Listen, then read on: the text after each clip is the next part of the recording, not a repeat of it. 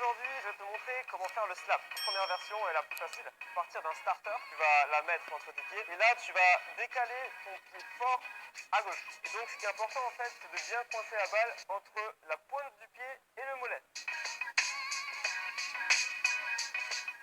Ensuite, deuxième étape, ça va être de lever le ballon.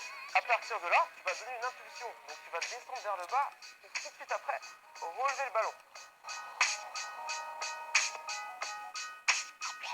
Troisième étape, une fois que tu as donné l'impulsion, tu vas tourner d'un quart de tour. Hop!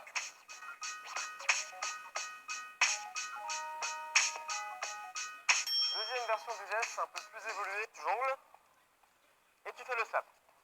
Ce qui est très important dans cette variante-là, c'est le positionnement du pied d'appui.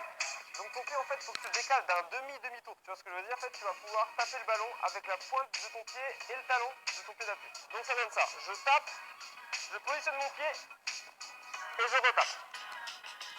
Par contre, gare au tricheur, il ne faut surtout pas laisser de rebond comme certains le font. Si on fait ça, vous avez vu, il y a un rebond avant. Le geste n'est pas très validé. Ce qu'il faut faire en fait, bien anticiper, bien placer son talon et de taper avant que la balle rebondisse contre le sol. De toute façon, vous allez le sentir. Et donc bien sûr, si tu maîtrises bien le slap, tu peux en enchaîner. Donc, tu fais le premier slap, tu reposes ton pied fort par terre, tu déplaces ton pied d'appui et là tu refais le slap. Après, ainsi de suite.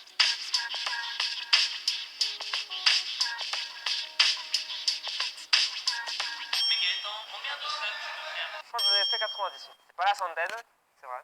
Et enfin, une petite variante.